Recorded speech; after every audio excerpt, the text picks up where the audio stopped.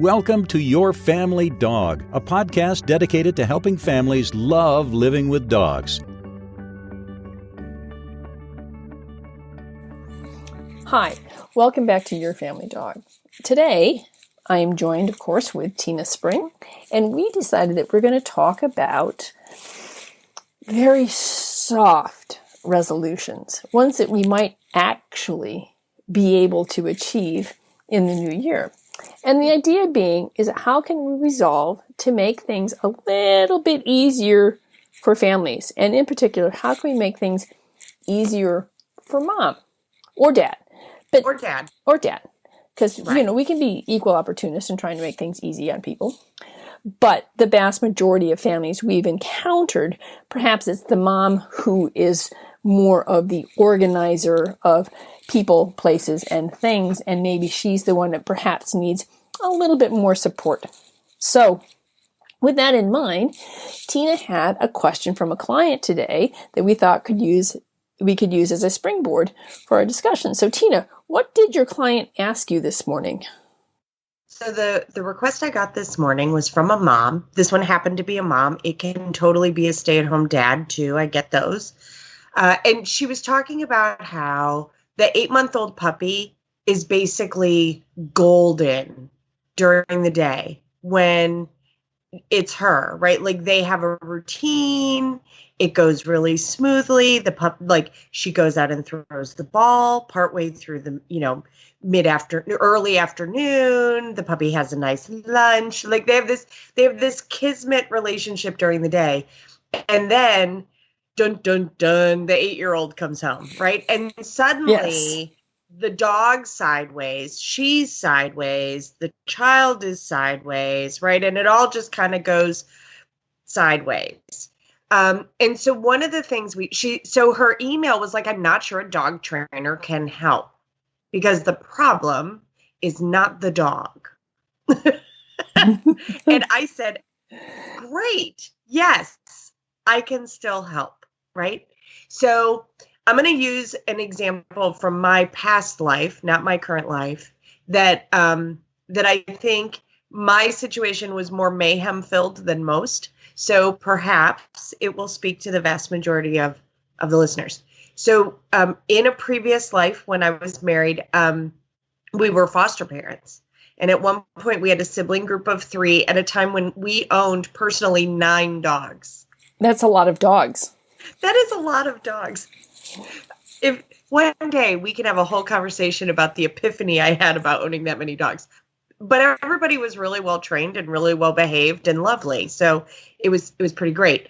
What was not pretty great was when 3 kids who needed me in really, really different ways all hit the door getting off the school bus at exactly the same moment, arguing with each other, plus 9 dogs. That was not awesome. And so what I learned really quickly was that I needed a plan. Like I checked book bags at about 6 o'clock in the evening so that I found out about the surprise, 27 dozens of cupcakes I need tomorrow. I learned that I needed to preempt when things were going to be problematic so that I could manage the mayhem, so that I enjoyed the kids coming home instead of getting tense about that. I wasn't spending all of my time telling everyone to stop what they were doing, sit down and be quiet. Which is a real temptation. And for some reason, 3 kids and 9 dogs don't necessarily listen to that command. The sit down and be quiet and behave yourself command.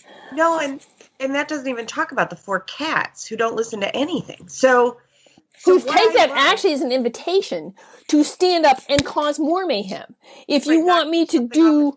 Yeah, right. So, yeah. Right. So what I did was it was super predictable. Like, I find that more and more in life is at least a little bit predictable, right? My 7-year-old got off the bus and he needed to run. And then he was going to be quarrelsome. So then he needed a snack. And then he needed a nap. And then we could do homework. If I tried to do it in any other order, it didn't serve him. And it just led to a really frustrating afternoon and evening of him, being mad at his siblings. So what I did was I just deconstructed it all. Right. And I thought, okay, if if there's not enough of me in that moment, or if I find that I'm fussing all the time, I need to change how we're doing it. So for me, that meant that, so my kids got off the bus at 2:22. That's what time they hit the door. So at about 2:10, I had an alarm set. My dogs would go out and potty, and then everyone would go in their crates with part of their normal ration of food frozen in a Kong. Good idea. So they were happy and settled in their crates before the door opened, so that I could just greet these kids, and the dogs were out of it. I didn't have to worry that the terrier was going to run out of the door. Nobody was jumping on anyone else. If the kids brought home an extra child, which they occasionally did, I didn't have that surprise in front of me with 9 dogs, because invariably that child was afraid of dogs. It just made it all simpler. Just backing everything up and going, okay, how do I handle one hazard at a time? Right. Because, one hazard at a time is one hazard enough. I find it's kind of like, I don't need multiple hazards. But I think most of the time, I know maybe everybody who's listening to us is just better at life than I am. But for me, I kind of got stuck in the rut of this is what we do, versus pulling back and going, okay, if I had a magic wand and I could make this to go better, what different options could I put in there? Like, what are 5 different ways to help the dogs be managed so that I can focus on whatever I need to focus on in that moment? And then train the dogs, teach the dogs to be accepting of those management skills.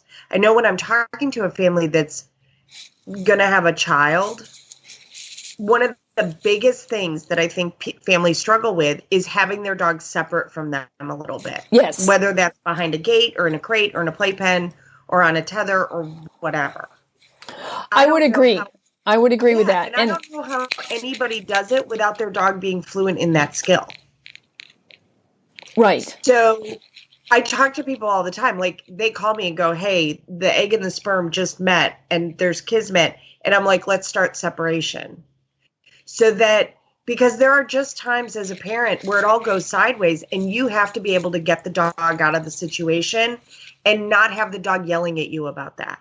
Right. Well, in fact, I had a client yesterday who has 3 children and a 7-month-old little dog who's just terrific. Love the little dog. But the same kind of thing. One of the things that I pulled out for her, and we can put a link to it on the website, is success stations from Family Paws Education Center about crates and gates and tethers. And saying, I said, now if you notice in each one of these scenarios, it's not like, this is not social isolation. This is not the dog is being punished, and so we're going to put you in isolation and you need to think seriously about what you did and write an essay on it. No, this is putting a dog behind a crate or in a crate or behind a gate or on a tether with something that makes them happy. And in the picture, each one of those dogs has a stuffed Kong and they're happily settled on it. So that was one of the things I mentioned to her was, there could be times that maybe the kids want to play a board game on the floor. Well, the dog needs to know how to sort of be in the room, but not be in the room. And so you can do various things, but but you also have to provide for the happiness of the dog so that this is something that they don't have to, file a brief on because there's been a gross injustice in my life. And I'm going to have to take you to court to sue over this. No, you want this to be something that they welcome. So that's going to require a little bit of practice and also a little bit of thinking, because so many of these houses today have really open floor plans. And so they're like, I can't put a gate up. But you could put an X pen up. Right. And so one of the things that I think is hugely different between when my career started then and now is that we have really open floor plans now. Makes a very big. That's right. It makes a really big difference. If you live in a house like mine, which is 140 years old, you have a lot of doorways. That doesn't mean that doors close, but you have a lot of doorways. So 140-year-old doors don't always close. So having options, in my experience, makes for less mayhem. Absolutely. Right? So, and I also constantly counsel people, don't try to train the behavior while the vomiting is happening, right? Or while everyone has the flu, or while the child is screaming because they're cutting a tooth. Like, that's a terrible time. You're not, what? No, that doesn't work that way, right? Like, we train the behavior, and all those beautiful times when you're home with the dog and your child is somewhere else, that's when we work on separation. That's when we teach it, when we have the bandwidth. So, life can be made significantly better by some loose meal planning, right? Mm-hmm. Having some things in the freezer that you can always just pop in the crock pot and warm up, and life's good. You have bandwidth back because your day went sideways. Same thing. Like, we can behaviorally do that with our dogs. So we talk about the same stuff all the time, basically because the same stuff works all the time. Like, a stuffed frozen Kong rocks, right? It does. The kids can help with that, right? The kids can help with that. Having some chew toys that aren't super extra special, but that are in rotation. They're not all out all the time. Right. So that today, you lucky dog, you get to chew on a Nylabone. And tomorrow, it's the Benebone. And, the next day, it's a water buffalo horn. Woohoo, right? Mm-hmm. They're super excited because they're like, water buffalo horn? I haven't seen that in 3 days. I wondered where that got off to. All of those things are super helpful. Sometimes we're so stuck in the middle of the mess that we don't take the time to go, okay, what are 5 different things we can do? So you named some, right? We've got the crate, we've got gates, we've got a playpen, we've got a tether in the house. I'm a huge fan of teaching a dog a settle mat exercise, right? Now that does take quite a bit of proficiency from the dog. That takes some building in. Right. But it's not difficult. And so I can hear it. Like, I can hear all these people in their car going, okay, little smarty pants dog trainer. Well, your dog doesn't have separation anxiety. Your dog knows how to do that already. So how do we do that? So let me talk about, and I'll use an exercise pen or a gate as an example. I take the dog's breakfast and I stand on one side of the playpen wall, and the dog is inside the playpen wall, and I rapid fire them kibble one at a time. And when we finish that meal, I let the dog out. Okay. I like that. And then I might cut up some baby carrot and put the dog in the playpen, 10 pieces of baby carrot, and out you come. And I'm going to do that until when I head toward that playpen, the dog is throwing a parade. Yay! We're going to the playpen. You don't train this behavior by shoving the dog in the playpen and then leaving and going to Toledo. Like, that's not how you do this. That's how you build separation anxiety. I'm just going to teach a dog, like, hey, while I'm sitting here working on my laptop, you're going to be in the playpen, and I'm going to randomly throw you pieces of your lunch while I'm working. The dog learns to settle out. So if your dog doesn't chew on a bed, they have a nice cushy dog bed to lay on. By the way, totally digging those anxiety beds. I don't know why they work. I just know they do work. Right? All right, hang on. You might want to explain the anxiety bed because not everyone will have heard of it, including moi. I don't know what you're talking about. I haven't seen an anxiety bed. Okay. Are they new? So, I'm assuming they're new. So I don't know that they're new. I think they just started calling them something new. So they're those round donut, overstuffed, shag covered beds, like donut bed. It is. I have no idea why it works. But it works. Our dogs love them. Like Terrier, who was screaming constantly, is like, if you need me, I'll be curled up in my bed. So we'll put a link for those on the website. Yeah, there's a bunch of different manufacturers. I don't think the manufacturer matters. I did, with a really anxious dog, I added pheromones. So I sprayed the bed with pheromone, waited 15 minutes, and then introduced it to the dog to just kind of front load. But yeah, I've been stunned. And we're right now, my largest dog, who never lays in a bed, is laying in the anxiety bed with the pug and the cat. Wow. They're all laying in a giant anxiety bed. The other day, Christopher said we could throw away all of the other dog beds and they don't seem like they would be super comfortable. I don't know what to say. It just works. Wow. So there's supposed to be some, it's like laying down with their mom kind of thing going on. I honestly don't care. I just care that it works. Okay. And I don't know that it would work for every dog, but it's working for ours. And we have some majorly anxious knuckleheads in this house. I'm thinking about laying in the anxiety bed. Sign me up. Sounds great. Cuddle me, please. Yes. So they're sometimes called cuddled beds. Okay. Now that I think of that. So, all right. So I am doing a whole setup where I'm inducing the dog to relax and have a pleasant experience. And I'm going to do really short exposures to that. And sometimes I'm pulling the dog out of the situation before they're ready. They're like, no, it's nice in here. Like I was digging, chilling out, chewing on my bed, laying on my bed, chewing my bony. Why are you bothering me? And I'm like, oh, sorry.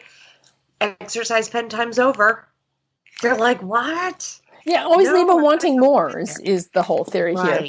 Well, I was thinking about when you were talking about settlements. One of the things that when during my self-imposed quarantine for a week, when I was waiting for my COVID test to come back, which was negative, I decided, well, by golly, I can take that seminar I'd been thinking about taking and didn't think I could because it conflicted with a client, but now it doesn't. And that was on using MAT training for behavior modification. And one of the things that she was talking about that I've been working on a lot with clients is having a mat. Now, she suggests when you're starting to train this, that you have a mat that doesn't have any edges, that's just flat. So it's easy for the dog to step onto the mat. We're not tripping over edges of beds or anything else. And so one of the things that I recommend for people is you get a rubber-backed bath mat, because you can put that down. You can roll it up and take it with you wherever you go with the dog. So the dog always has its mat. You can put it on any surface and it's not going to move. So the dog can run over and jump on the mat and not go surfing across the kitchen. So there's a lot of reasons why I like it. Besides that, then if we have any kind of leakage at somebody's house, it stays on the mat, doesn't seep through to their floor or carpeting or whatever. So you put the mat down and you train the dog to go to bed or go to mat, whatever you want to call it. But the key here that I thought was really interesting is not only do you teach the dog to lay down on the mat, but then what you start doing is clicking and rewarding, or marking if you don't use a clicker, mark and rewarding signals that the dog is actually relaxing. So for example, if the hips shift, or they stretch out, or the head goes down, or they yawn, or they kind of, move and look like they're starting to settle in, you click and treat. Every time you get a relaxation response, you click and treat. So the dog learns to associate the mat with relaxing. And you do this in short little intervals. And between them, you tick the mat up so that it continues to remain a strong cue for relaxation. So she showed this video of this dog who, after only 2 training sessions, it was just spastic when it heard the doorbell ring. They pulled out the mat, put it down, the dog laid down, went, and just totally relaxed. And so I really like that if you can train your dog to go, that the mat means I get to lay down and relax. And having the mat become then the cue for the dog to relax. And then when you pick the mat up and it's not laying out all the time, it keeps that cue strong. So that the mat means relaxation. So I think that that's important. But the other element is, and this is why Colleen's book is also so wonderful, because she doesn't take you just have to train the dog or you just have to train the kids. A client I was talking to yesterday, one of the things she was talking about is how the dog will be settled in her arms asleep in the afternoon, and the kids will grumble at the kids because they want to play with it and he wants to nap. And so one of the things we talked about is how can we have, when the kids get home from school, how can we have appropriate playtime with the dog? And so I gave her several suggestions on games that her kids can play with the dog. And then also, too, to teach all of them, what are the hints that the dog's saying, I've had enough, which we've talked about before. The dog may be playing, and then I'm like, okay, I don't want to play fetch with this toy. I'm going to wander off and chew on, he's got a bunny. I mean, the bunny is 3 times the size of this dog, but it's got this bunny. And so I'm going to go and eat the ear off of Mr. Bunny because he's giving me smack, man. That means that we are not interested really in playing, but let's go out and go potty and then get in our crate and take a nap. So just teaching them, I think part of it is just helping people understand the cues that your dog is giving you that says, hey, I'm kind of done with this activity, would like to move on to the next one, which may be either eating or napping, but it's not really playing with you right now. And so I think it's really important to understand that while we want to teach the dog how to relax behind a gate or a crate or whatever, it's also important to recognize when the dog is signaling to us, I'd like to be behind the gate or in my crate, or I've had enough. I want to play with you, but not this moment. And she's got 3 lovely children. And I was saying, one of the things you can talk about it is to your kids is make them understand that just like you don't always want to play Battleship with your brother, your dog does not always want to play this game with you. And so I think that part of it is helping moms understand that it's okay to help to set limits on everyone. It's okay to say, I think the dog's had enough today. We'll probably want to play more later. For now, let's let him do his thing and you and I will do something. And I think just giving people permission to say, enough's enough right now. And not in a bad way, but just we've had enough, or he's had enough. And this is why I know he's telling me this, because he's saying, or he's doing this, this, and this. So I think sometimes people need the freedom to say, not right now. Yeah, and honestly, our energy is a finite thing. So is our dogs. And one thing I will say about COVID-19 is that I think it's manifested, my customers better understand when I talk about chronic stress than they did perhaps before. Yes, I think you're absolutely right about that. Because it takes up kind of a baseline of our bandwidth, right? Where, I don't know, maybe previously I had 1 gigabyte of bandwidth. Now I have like none. So for our dogs, just the fact that we're all home more, or the change in season, right? It's cold outside for those of you, who live in colder climates. Although I'm here in Georgia, it's 61 degrees and I'm wearing flannel lined jeans because I'm freezing. There's all those changes are going to impact the dog. Plus, our dogs need way, way, way more sleep than we do. And adolescent puppies do not self-regulate, in my experience. Like maybe Mastiff puppies, but maybe the giant breed puppies where you have to like wake them up to feed them. But your average 5-month-old Brittany Spaniel puppy doesn't think it ever needs to sleep. Yeah, right? kind of like a 3-year-old child, right? Yeah, exactly. Yeah, right. They actively fight sleeping.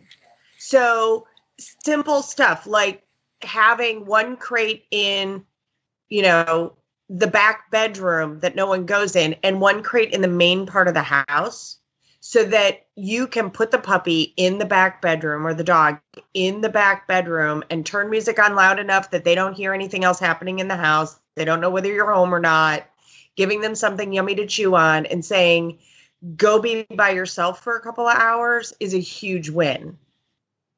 Sometimes I think we're so mired in how we're doing it that we forget to pick our heads up and look at how we could do it differently. And these really teeny tiny changes can manifest really big holistic change in how difficult or easy it all is. And it's difficult. Like our dogs are changing all the time, and so are our kids.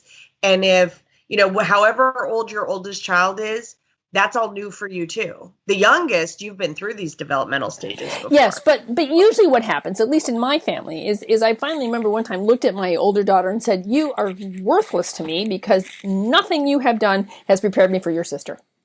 Because your sister is just a completely opposite spectrum from you. So thanks for that. Next week on Your Family Dog, we'll be discussing how Julie's oldest child needs lots of therapy for not being good enough. So, well, she knew I was joking, but the thing is that what Ellie and Emma are just so very different that what I did for Ellie was not necessarily going to work for Emma. Rarely, if ever, worked for Emma. And I think also too to remember, but if you had kept trying to put Emma in the Ellie box, that would not have ended well for you or for Emma, right? Finding Emma's way, the way that Emma needed support was really different. And that was an important epiphanal moment for all of you, because it created ease where there would not have been if we were trying to stuff a child in the wrong box. The same thing. Well, Emma would have refused to be stuffed in any box other than the Emma box. There will be no box. There will be no box except only the Emma box. There's no other box would possibly work for Emma. Well, but she's lovely. So I mean, I adore her. But sure that there's I think there's a Julie box that only works for Julie too. Like, I'm not sure that particular apple didn't bang on the tree on the way down. So, yes. So the reality is that our kids require a tremendous amount of flexibility of us. They're constantly changing. The dog is actually faster, right? All of those changes, a lifetime of change happens in a shorter lifetime. Right. So the good news is that means that things can improve faster. It also means things can go sideways more quickly. So I think I'm a big fan of just some very basic strategies that work for the dog. So, for example, while we've been on this call, my management strategies adjusted. So first, the dogs were all napping in the living room. Then they decided that wasn't working for them anymore, so they wanted to go outside. So we took a break and everybody went outside, including the terrier, who's dragging a 1-gallon empty jug because he'll try to escape the fence, and the jug keeps him in the fence, at least long enough for me to catch him. Then we had another bit of insanity happen. So everybody decided that they wanted to come inside. So right now, the management that is going so that I can do this call without there being insanity is the terrier's in a cuddle bed in his playpen. Marco, the 7-year-old, is laying in a spot of sun by the back door. And then there's a gate, and the other 2 dogs, because the pug, who's deaf, annoys Marco, Jack and the pug are in the living room laying in the other cuddle bed with a barrier between them and Marco, all so that I can be on a podcast recording. Now, if someone rings the doorbell, it'll all come apart at the seams. But there's a lot of management for 4 adult, basically well-behaved dogs, so that I can have peace and quiet to do a podcast recording for an hour. Right. Right. And I was just thinking when you were talking about that, like Zuzu right now is curled up behind me I had dropped a sweatshirt on the ground behind my chair. So she's on my sweatshirt because I have to be close to her. And Clementine has occupied the new chair in my office, which I strategically put a blanket on so that it wouldn't get coated with clumber hair. So right now, everybody's snoozing happily in their respective spots in my office. But you're right. Once again, somebody knocks on the door and we'll stop the call and edit and whatever. So but even right now, if somebody rang the doorbell, only 2 of my dogs can be, like, everybody's going to bark, but we're not going to have a dog fight because Jack and the pug are not going to argue over somebody at the front door. Right. And Marco and the terrier are physically separated here in this space. So, yes, everyone would bark and there would be lots of mayhem and foolishness, but we would still have safety covered. Right. Right? We'd have that taken care of. We're not going to have a dog fight over that. We're not going to have anybody get hurt. Not that we have dog fights very often, but it can happen, and usually when I'm distracted.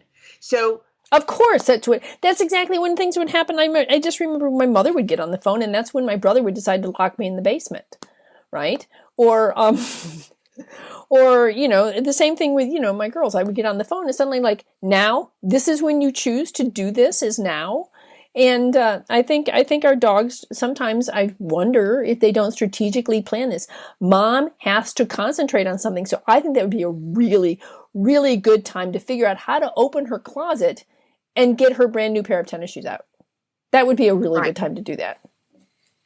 So building in some what to do with the dog when you need to focus on something else, even if that focus on something else is you sitting and drinking a cup of tea Mm-hmm.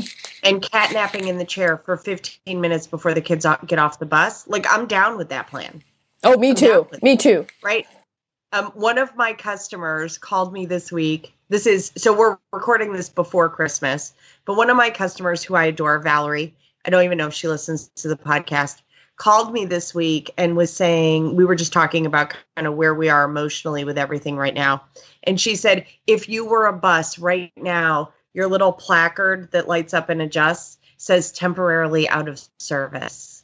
And I thought that's fantastic. So this week I have been mindful about like just taking, even if it's 15 minutes, to sit on the sofa and be temporarily out of service for just 15 minutes and do nothing. Right now, usually that results with me having a dog laying on me. So if you're my Facebook friend, you see that over and over, a picture of temporarily out of service, terrier style or potcake style or whatever. But even just that, like we forget, and this is where I am going to pick on moms because I don't know. I see that dads are better at this. Yes, I would agree. Dads seem to just be better at carving out time for themselves, even if it's the spending an hour and a half taking a poop. Like they're really good at that. My legs fall asleep if I'd never be able to walk again. But my experience is that guys are just better at this, where we women, I see manifested over and over again in my practice, they just keep going, even though they're exhausted, even though they're worn out, even though they're overwhelmed, because everybody needs them. Where taking that 15-minute breather fills us up a little bit to be able to do that next thing. Right. To maybe go, okay, well, is the world going to end if I don't sweep the kitchen this minute, right? And maybe I'll just order pizza for dinner. No, like there are worse things. There are worse things than going, I'm tired and we're not doing all the crazy today. Right, which is one of the reasons why I think it's really important to have some of those other strategies in place so that, especially if you can't during the day take those 15 minutes, if you had a strategy for when you know chaos is about to visit, so that the dogs are, happily ensconced in a crate with a Kong when the kids come home from school, or that you know that each child needs something, like this child needs a snack right away, so the snack's already on the counter. So when we walk in and we drop the bag, the snack is there and waiting for that child. The other one maybe needs to just, throw himself down on the couch for a while. So you make sure the couch is clear. So just sort of having this plan, the idea like, okay, what is it that I know about my kids, or what is it that I know about my dogs, that I can just make these tiny little adjustments so that things are a little bit less stressful, will be really helpful. And then, then if you can get that extra 15 minutes of out of service time, then you're really going to be prepared to tackle those challenges that come in your day. Well, and if you're feeling like you don't have that 15 minutes, I can give you pointers, right? Like stuff 3 Kongs instead of 1. It takes about the same amount of time, and now you have 2 in reserve for when you need them, right? When you really don't have that 15 minutes.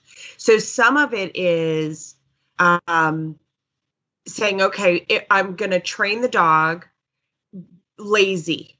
I'm going to give the dog a stuffed frozen Kong in the playpen, sitting next to me while I'm helping with homework. Mm-hmm. Right? So the dog's still included, but the dog's not off chewing up the tennis shoes in the back bedroom. Right. Right? And we're teaching the dog how to be in the playpen, that good things happen when we're doing that. Like management is very slow training. It is. And it's not untraining, which I think is actually more important. Like it's not the dog learning what not to do. So my kids loved being able to grab a Kong and put a dog in a crate when they wanted to play on the floor and they didn't want the Doberman laying in the middle of everything, because he was very good at being in the middle of the Candyland game. And he wasn't destructive. He wasn't going to be quarrelsome with them. He just wanted to be in the middle of the game. Right. No. I'm a black dot. Put the things on the black dot. I have a great picture of actually my last flat coat, Bingley, playing Twister with my daughter and in her boyfriend. And it's really funny because if you look, they have supposed to like the right hand on yellow. He's got his right front paw on yellow. And so It, depending on the game, can depend whether or not you're actually invited to play. Twister might Right. not be a bad game for a dog to play. Candyland, Monopoly, not so much. It's kind of hard. Well, so Gus was funny because he used to get dealt into card games, and each child would alternate when they were going to play Gus's hand. So Gus didn't have a really good strategy. Yes. His strategy was constantly changing how to play the game. But he would totally joyfully lay there going, look at how cute all these kids are and that we're playing a game together. So my hope for 2021 is we all get a little bit of ease. A right? little Get bit the of dog temporarily out of ease. service, yes. Yes. So I think I'm starting to think that sometimes being temporarily out of service, I'm going to have to actually schedule that. So I was telling Julie for the last 2 years, it's been definitely a practice of only working 6 days a week. And I think for 2021, I'm going to try to work 5. Now, hopefully that doesn't manifest as me working 5 20-hour days. That would be bad. And I'm sure that I will be boldly imperfect, that there will be weeks that I work 7 days, right? But if I can have a little bit of a plan and a process that puts ease in my day so that, my long-term goal would be that when Christopher comes home, he and I get to actually talk and that I'm not finishing up the extra 9 things. Right. So, maybe this whole podcast was me being completely selfish and thinking in terms of, okay, how do I front load options so that there's some ease so that I can more clearly focus on what I'm doing so that I get it done efficiently so that I have more ease later. Right. And so that I don't burn out. The last thing we want is for Tina Spring to burn out on dog training because we need you desperately. But I think what you were talking about, temporarily out of service. That happened in 1993. So. Well, what I was thinking is when you're talking about temporarily out of service, boy, what a great phrase for parents to use. I'm sorry, the dog is temporarily out of service. Yes. What a great phrase. What if we... Oh, see, Valerie is the gift that keeps giving. Yeah. You can actually order little cute temporarily out of service signs. What a wonderful crate sign. Right. Well, you know what I did for Zuzu for the gate is when she needed the kids when they were living here needed to know that Zuzu there was a sign on my gate, and when the gate was closed it said Zuzu's alone zone. Nice. And so, something along that line, a sign of like temporarily out of service or, Fifi's alone zone or something that the kids can really understand. Because the thing is what I didn't want the grandkids to feel like was like, I'm sorry, my dog's had enough of you, go away. Right? So what I wanted them to understand is that, Sophie, you don't always want Edward there with you. Sometimes you want some time alone. Same thing with Zuzu. Sometimes this is her alone zone. So I think phraseology is really important, but I love the temporarily out of service. It does. I know the last time we had like some construction work done on the house, we had some electrical stuff done. I moved the sensitive dogs into my bedroom and in their crates and then closed and locked the door and put a sign on the door that said, beyond this door, there be dragons. Right. So it was kind of a jokey way of saying, like, please do not go there. Like, right. The dragons are under the stairs. Leave them there. But one of the things that I think is really hard for families in colder climates is all of a sudden we hit winter and the dog going and hanging out outside goes off the list. And that's a really, like, think about how many times we talk about, like, give your dog a frozen Kong and send them out into the yard, or grab a handful of their food and scatter it in the grass and send them out into the yard. Well, all of a sudden, unless you have, a Samoyed, that's not working so hot for you, right? If you have a short-haired, our little Jack Russell Terrier thinks that this turn in weather is like disastrous. He absolutely hates it. He goes outside, immediately takes care of business, and the dog who likes to be outside is like, let me in, it's cold out here. Lady, it's cold outside. Yeah, that's right. So we're going to be over that in March, But when I think about the people in Ohio, like you guys are going to be in the thick of that for a while. So I'm blessed that we're going to have 70-degree days that I can chuck the dogs outside and they can go play and lay in the sun and, catch anoles. But I am sensitive to those families that I'm talking to who are somewhere where the weather's changed, and that's off the list of available especially options. with tiny little dogs who don't have dense coats. I mean, Clementine is she's like a pound cake. She's just dense, right? And she's got thick fur and she's got this clumber fat layer. I mean, the dog, sending her outside's not an issue. Yes, you, Clemmy. In fact, the bigger issue is, look, there's mud. I think maybe we should roll because, I really would rather be black like Zuzu.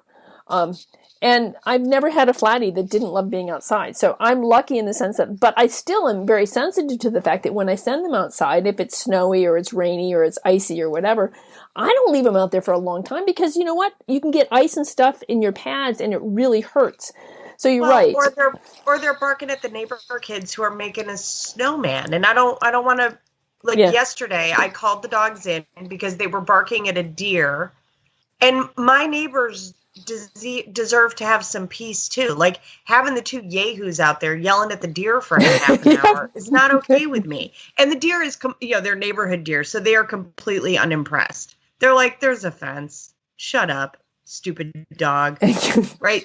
So I'm sensitive to what's my dog learning out in the yard. Like, are they learning to menace the neighborhood kids? Well, I don't want that. Like that would be terrible. Well, it depends on the neighborhood kid, doesn't it? I mean, I'm kidding. No. I'm kidding. I think about Eddie Haskell, from Leave It to Beaver. They want to menace Eddie Haskell. That's okay. Beaver, not so much. But so some of it is, I think, some of the management strategies that we leaned on in good weather is truncated when there's cold weather. Right, which is why you want to develop an indoor alone zone or someplace where the dog can go and be happy and have some time off from being the house dog. So let's have people give us their ideas or, I don't know, send us video or photos of their dog learning some separation from them. That would be great. Yes. And I will say this. If people will do that, Julie can decide when the cutoff is.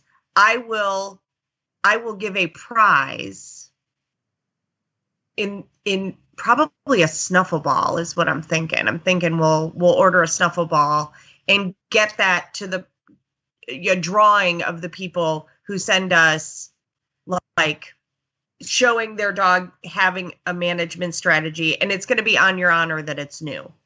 Right. That you're like, I took inspiration from the podcast and I taught my dog how to be a little bit separate from me, and I want to be included in the drawing. Okay. So, let's say, because this is going to air sometime in January, how about if we make Valentine's Day the cutoff day? Okay, cool. So you have to have it to us. And you can send that to feedback@yourfamilydogpodcast.com. So, and if you're looking for suggestions on how to get your dog to train a new behavior on how to be relaxed or whatever, I would suggest that you look at some of our past podcasts or listen to them. And Tina, I think your 90 Days to the Perfect Puppy has a lot of really good suggestions. So you can always take a look at that, especially if you have a new puppy. Tina's program is terrific and will help you to have that really well-behaved adult dog that you're looking for. So check out her 90 Days to the Perfect Puppy. And with that, I'd say thanks for listening to Your Family Dog. Remember to like us on Facebook and give us a review because that helps others to find us as well. Remember, we are on Spotify, Google Play, Apple Podcasts, Podbean.com, and certainly our own website, yourfamilydogpodcast.com. So make sure you like us and tell your friends about us. So thanks, and we hope that for you, your New Year's resolution can be something that you can actually achieve, which is just a little tiny bit of peace of mind for yourself and your dogs. Just a little. We're asking for people just like, even if it's set a timer for 5 minutes and go temporarily out of service for 5 minutes and know that we think that you're awesome and we want to help. And if you find a struggle, reach out to us. We want to help. We do want to help. To the family we dog. might even give you a temporary out of service sign that you can hang on your office door. Ooh, there's an idea. All right. And with that, thanks, and we'll see you all next time on Your Family Dog. Thanks for listening to Your Family Dog. Got questions? Interesting ideas? Visit www.yourfamilydogpodcast.com to share your thoughts.